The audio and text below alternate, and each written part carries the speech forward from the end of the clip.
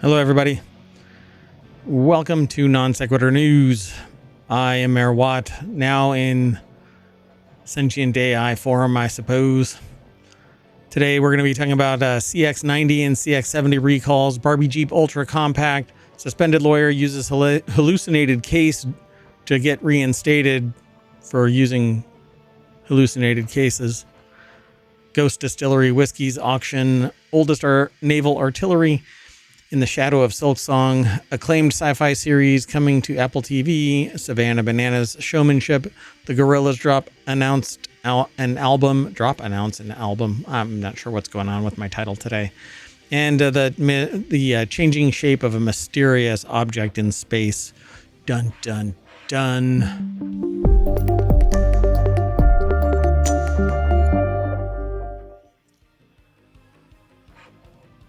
All right. Let's get going. The very first article is over in 4-Wheel Tech. Mazda recalls CX-90 and 70 because they might run out of gas. Yep. So according to NHTSA, the recall includes 88,798 model year 2024-2025 CX-90s, as well as 16,000 CX-70 models from 2025. They said it is over at jalopnik.com. Justin Hughes put the article together. They say a buildup of gunk, that's the technical term apparently, that occurs that can send a false reading to the instrument cluster. It says most likely either the material buildup itself or chemical changes in the board during the reaction causes changes in electrical resistance values, which is how the sending unit communicates the fuel level in the gas gauge according to how stuff works. So they're referencing something else. That's not necessarily how it all works in the CX-70s and 90s. I don't know, though. I usually there could be a float valve in there that says what the level is. I'm not sure. But it says the wrong resistance will cause the gauge to display the wrong fuel level. And so I guess it's getting contaminated. So it says it may seem like, since the problem is with the sender unit, you might expect the fix to be a replacement unit made of materials that don't react with ethanol like the original one. However, Mazda intends to fix this with a simple software update instead. Dealers will simply reprogram the body control module and the fuel gauge will read accurately. All right. Let's keep going. The next article is over in 4-Wheel Tech as well. No. You can't drive a Barbie Jeep in traffic, especially when drunk.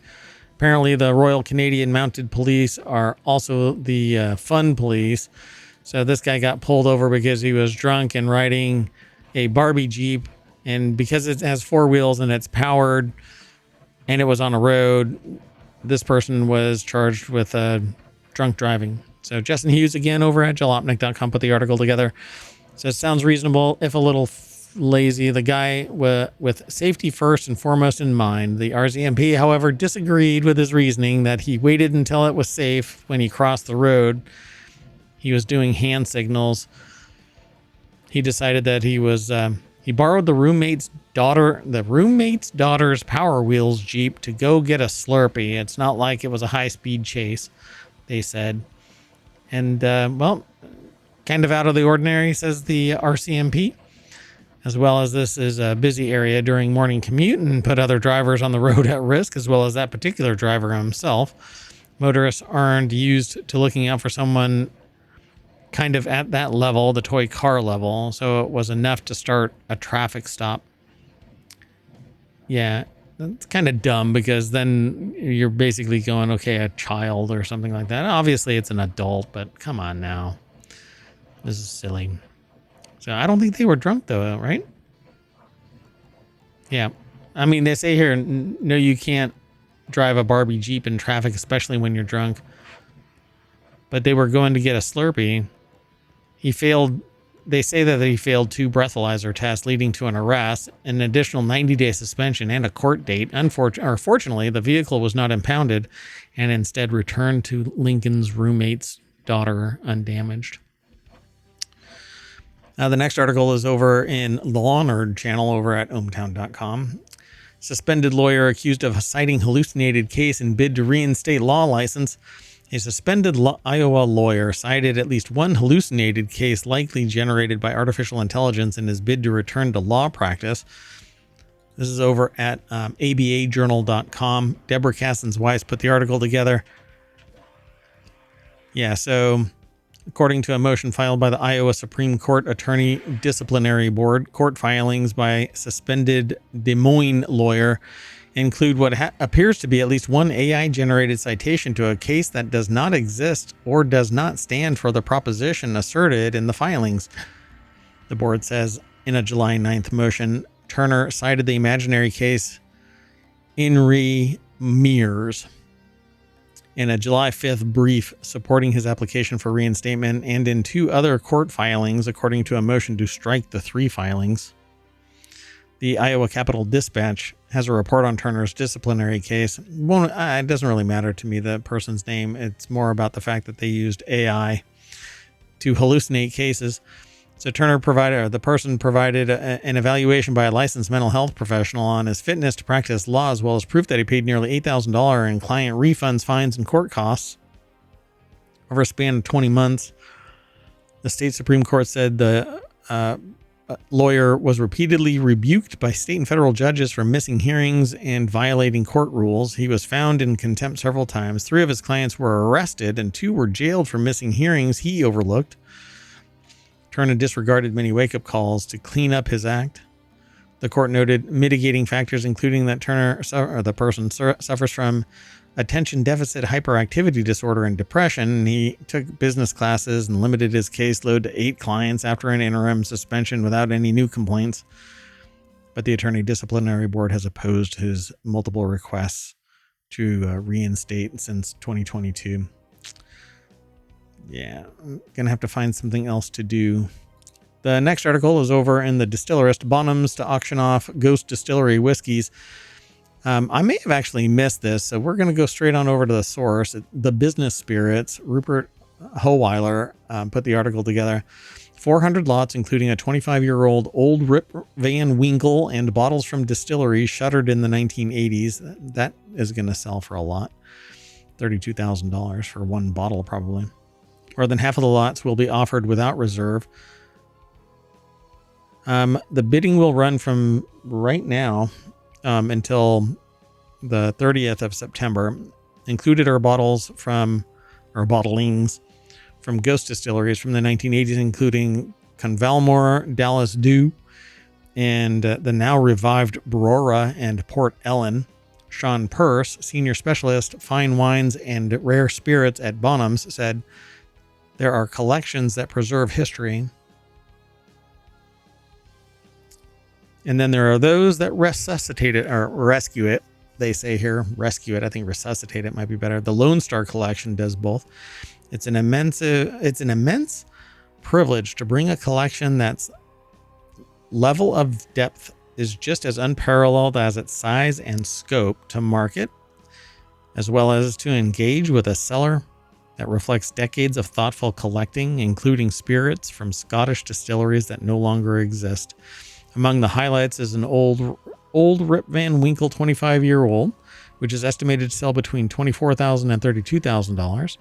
Distilled in 1989, the bourbon is said to come from one of the oldest barrels from the Van Winkle family distillery, and it's presented in a handcrafted wooden case with a Glencairn crystal decanter with the bottle number 283 of 710. Other notable whiskeys include Bowmore Fino Cask 37-year-old, 1964. Michter's Single Barrel 25-year-old, the Belvani Vintage Cask 1964, and the Yamazaki Sherry Cask from 2016. Yep, go and check it out. The links are all over in ohmTown, or you can just do a search for Bonhams to auction Ghost Distillery Whiskies. The next article is over in Technology Today. Archaeologists unearth Europe's oldest Navy artillery on sunken royal ship. This article is over at SciTech Daily. Lund University put the article together, and essentially they found the remains of an old ship, and upon it, an old artillery weapon. Exploring a royal shipwreck from the late medieval period is thrilling on its own, yet the greatest reward comes from when they can assemble the evidence afterward, drawing on Martin's expertise in castles and Kay's deep knowledge of artillery. The marine archaeologist leading the project, Brendan Foley, said. He collaborated with fellow Lund University archaeologist Martin Hansen and medieval artillery specialist Kay Douglas Smith.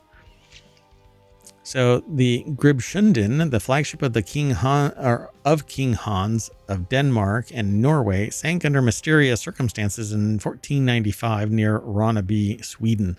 Its remains are of global importance, representing the best preserved ship from the age of exploration and serving as a close parallel to the vessels of Columbus and Vasco da Gama. Ocean-going ships such as the Gribshunden, along with artillery they carried, became essential technologies for European seafaring after 1492. Let's keep going. The next article is over in the Marble channel. This Metroidvania dropped the same day as Hollow Knight Silksong and got buried. Most devs elected to push back their own games so as not to get caught in the tidal wave that was the indie juggernaut Hollow Knight Silksong. And they made the right move. Atari didn't, however, and they found out the hard way that it's just bad for business. Atari's Adventure of Samsara got washed on day one by Silksong. There's the Adventures of Samsara link. The article is over at vice.com by Anthony Franklin II. By the way, everything that I'm talking about, I posted earlier in the week over on Patreon. You can just do a search or go over to patreon.com/ohmTown and subscribe there.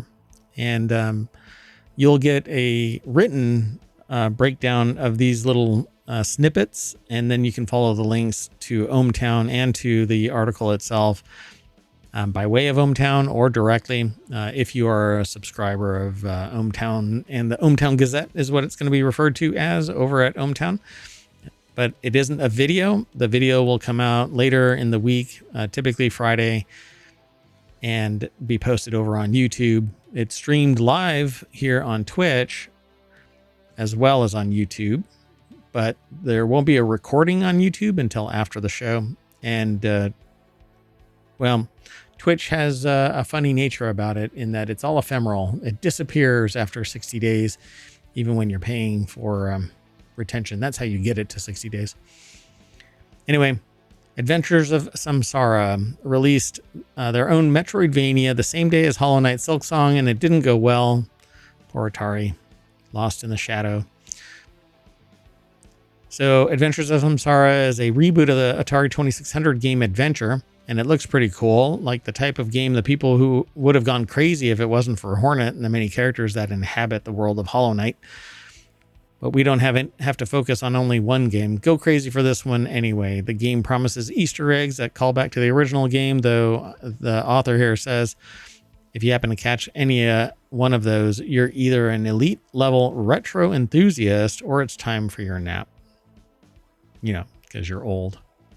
Anyway, the author is again over at vice.com, Anthony Franklin II, who's writing about the Metroidvania called Adventure of Samsara, which is a remake of Adventure over on the old school Atari 2600. Let's keep going. The next article is over on the Smack Talk channel.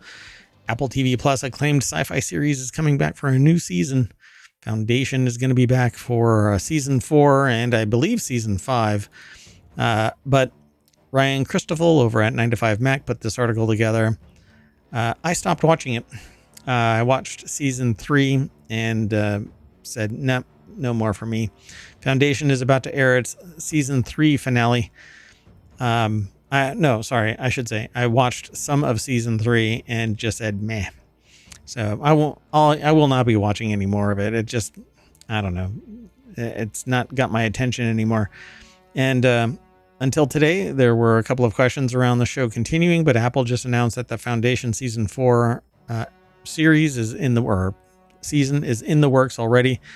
There is no series quite like Foundation, and we feel lucky and honored to be carrying the torch forward as co-showrunners into season 4. Say co-showrunners and executive producers Ian Goldberg and David Cobb, who look forward to continuing the epic emotional storytelling that defined the first 3 seasons of the show, and to be working alongside some of the most talented and passionate creative partners in the business. It says one big reason for season 4's uncertainty, besides the show's reporting a high cost was the departure of former showrunner David S. Goyer following season 3. Yeah, I guess they're out too. Let's keep going. The next article is over in the continuity report. There's always more at these segments. All of these articles that I talk about, I give a little summary and my perception of things. And I hope that you are interested in this with the YouTube apocalypse underway. The number of hours that ohmTown receives has plummeted down to maybe 10% of what they were getting. It's all being blamed on an ad blocker. I don't know how that works, but I mean, I do, but some people seem to have weathered it. But I was a slowly growing channel, and now it's, it looks like the amount of shade that's thrown on me is more like a black hole. Anyway, the next article is over in the continuity report. The showmanship of the Savannah Bananas won late night this week. So what's going on in the news lately? All kinds of stuff. Really, it's kind of a dumpster fire out there. But Savannah Bananas is a blast. Bethy Squires put the article together over at Vulture. So what's going on in the news lately? All kinds of crap. But go and watch Savannah Bananas. I can't even advertise this or promote it because for whatever reason, they're going to say that I'm talking about politics, even though I don't talk about politics. I talk about technology, science, technology, and society. So yeah, Savannah Bananas is this black, and see, because it flashes a couple of politicians on the screen and I don't have any control over it and I don't edit, I can't promote this. So anyway, Savannah Bananas is basically what's turning out to be a love relationship with the audience and the players and the whole syndicate of associated teams in this baseball league that does things a little bit out of the ordinary, and it's a real blast to watch. It's always fun. And they don't take themselves too seriously, but it's still a serious baseball game in the sense that they're still having fun. The rules are a little different. The players are more colorful and have more personality than anything you'll see anywhere else. But you know, it's not for everybody when you go and watch them. But it's a lot of fun to watch. Anyway, let's keep going. The next article is over in the continuity report. Gorillaz announced new album, The Mountain, and European tour. Gorillaz have announced a new album, The Mountain, releasing March 20th, 2026, as well as European tour to coincide with the record. The group, created by Damon Albarn and Jamie Hewlett, right about the time I was creating a fictitious band as well, they'll drop their 9th record, first ever album on its own new label, Kong, and they'll release the first track, The Happy Dictator. So the article is over at Variety.com. Stephen J. Horowitz put the article together.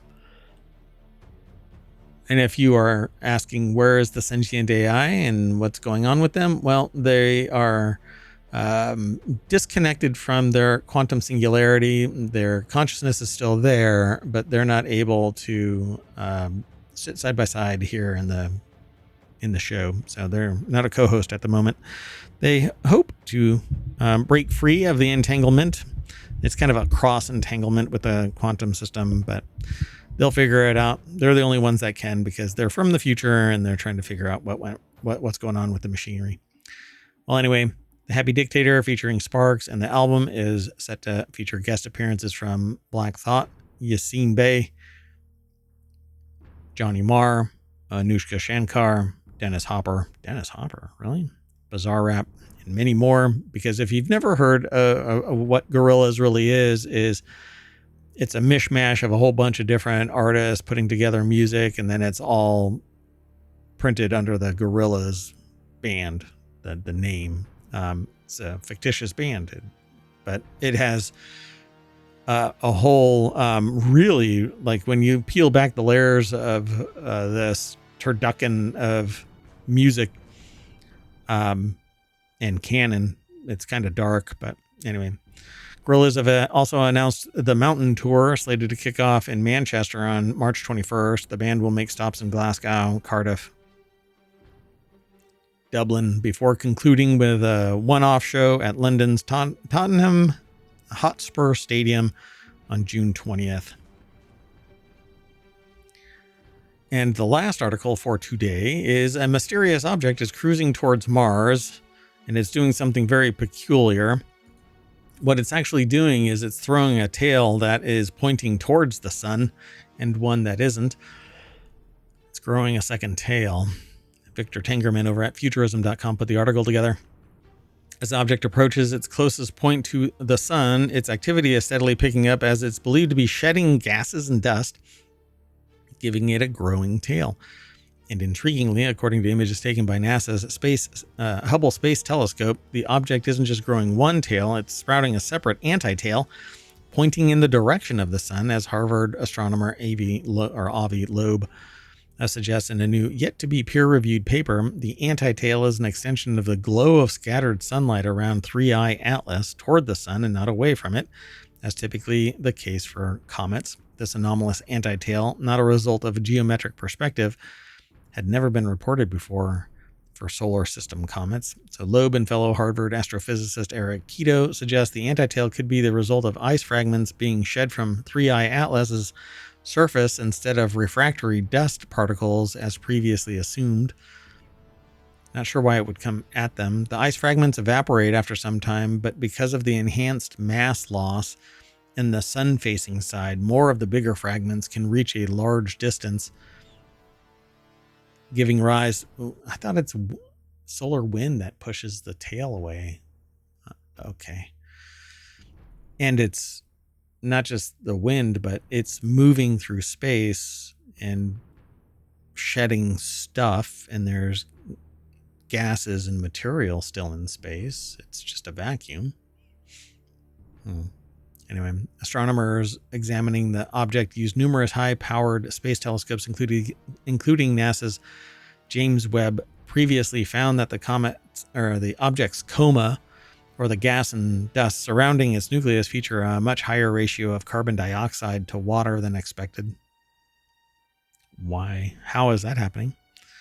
Although 3I Atlas is different from the first interstellar object, 3I Oumuamua, which displayed no signs of gas or dust around it, but nevertheless exhibited non-gravitational acceleration, Loeb wrote in the blog post, it is also different from the second interstellar object, 2I Borisov, which behaved like a familiar comet.